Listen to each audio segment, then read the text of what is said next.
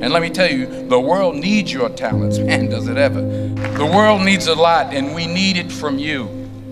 We really do. We need it from you young people. I mean, I'm not speaking for the rest of us up here, but I know I'm getting a little grayer. We need it from you, the young people, because remember this. So you got to get out there. You got to give it everything you got, whether it's your time, your talent, your prayers, or your treasures. Because remember this, you will never see a U-Haul behind a hearse. I'll say it again.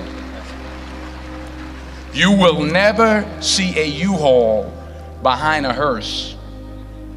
You can't take it with you. The Egyptians tried it, and all they got was robbed. So the question is, what are you going to do with what you have? I'm not talking about how much you have. Some of you are business majors, some of you are theologians, nurses, sociologists. Some of you have money, some of you have patience, some of you have kindness, some of you have love, some of you have the gift of long suffering. Whatever it is, whatever your gift is, what are you going to do with what you have? Fail big. That's right. Fail big. Today's the beginning of the rest of your life, and it can be very frightening. It's a new world out there. It's a mean world out there, and you only live once. So do what you feel passionate about. Take chances professionally. Don't be afraid to fail. There's an old IQ test, was 9 dots, and you had to draw 5 lines with a pencil within these 9 dots without lifting the pencil. The only way to do it was to go outside the box. So don't be afraid to go outside the box. Don't be afraid to think outside the box. Don't be afraid to fail big, to dream big. But remember, dreams without goals are just dreams, and they ultimately fuel disappointment. So have dreams, but have goals. Life goals, yearly goals, monthly goals, daily goals. I try to give myself a goal every day. Sometimes it's just to not curse somebody out. Simple goals, but have goals. And understand that to achieve these goals, you must apply discipline and consistency. In order to achieve your goals, you must apply discipline, which you have already done, and consistency every day, not just on Tuesday and miss a few days. You have to work at it every day. You have to plan every day. You've heard the saying, we don't plan to fail, we fail to plan. Hard work works. Working really hard is what successful people do. And in this text, tweet, twerk world that you've grown up in, remember, just because you're doing a lot more doesn't mean you're getting a lot more done. Remember that. Just because you're doing a lot more doesn't mean you're getting a lot more done. Don't confuse movement with progress. My mother told me, she said, yeah, because you can run in place all the time and never get anywhere.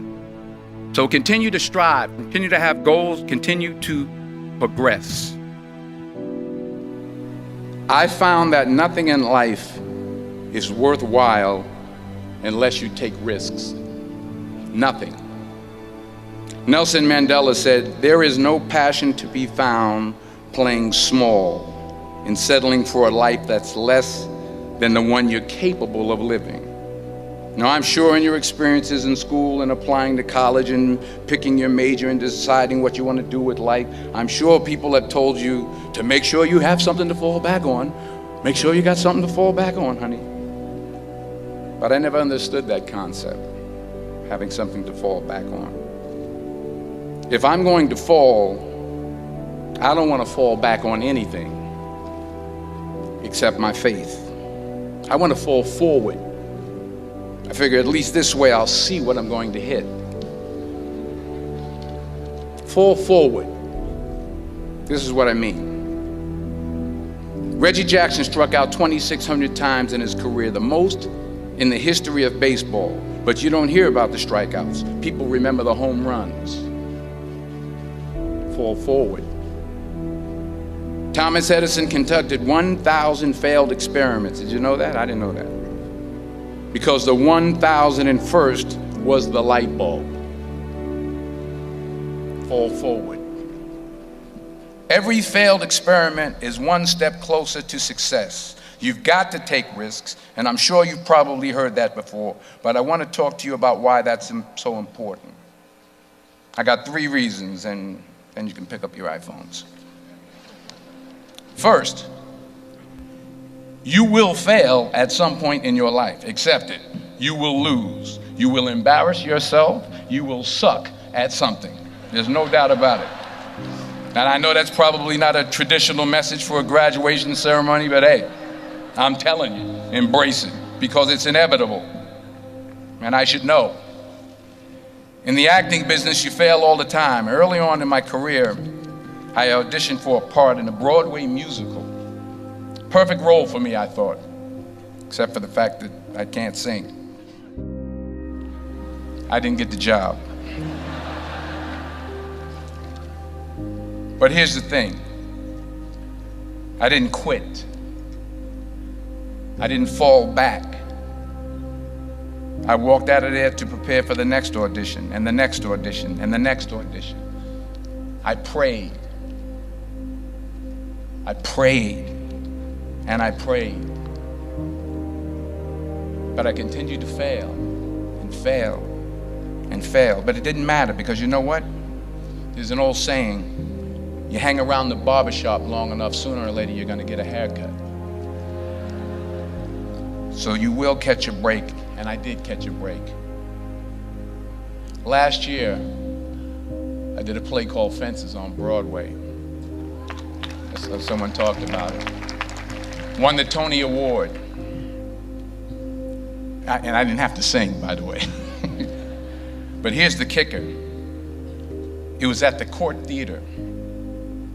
It was at the same theater that I failed that first audition 30 years prior.